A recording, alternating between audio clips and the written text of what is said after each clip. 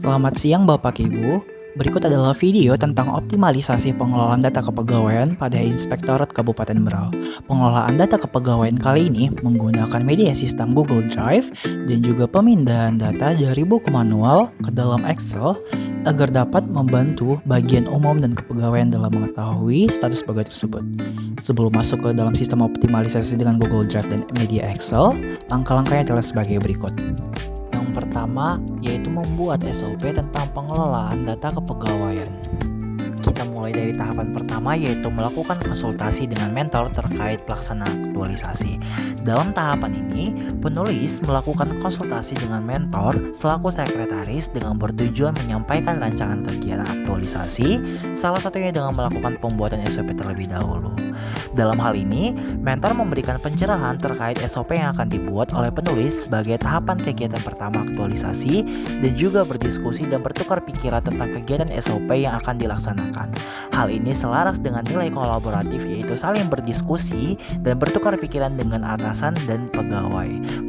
Tahapan kedua yaitu mencari referensi SOP terkait sistem pengelolaan dan pengklasifikasian data pegawai. Dalam hal ini, penulis mengumpulkan data referensi SOP melalui sumber internet untuk mengetahui SOP pengelolaan data kepegawaian.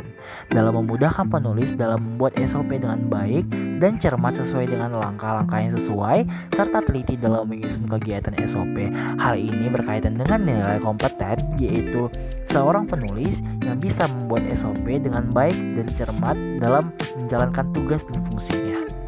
Tahapan ketiga yaitu menyusun dan membuat SOP.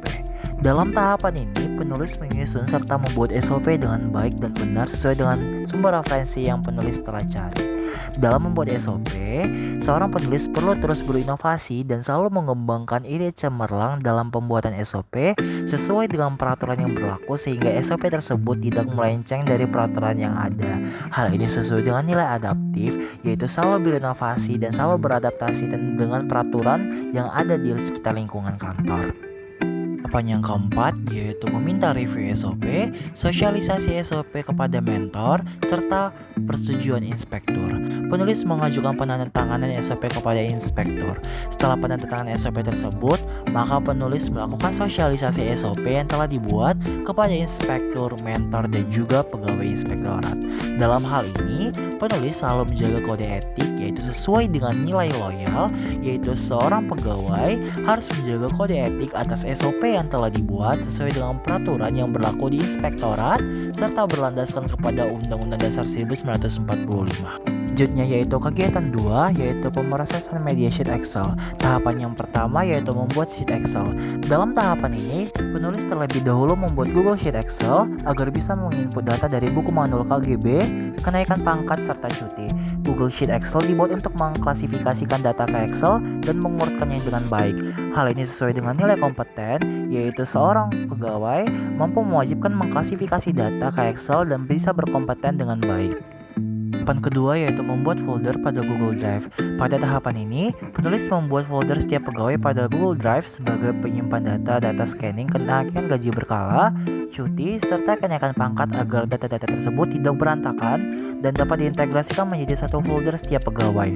Hal ini selaras dengan nilai adaptif, di mana inovasi dalam pengaplikasian folder G Drive membantu kinerja sebagian umum dan kepegawaian dan dapat mengembangkan kreativitas pegawai.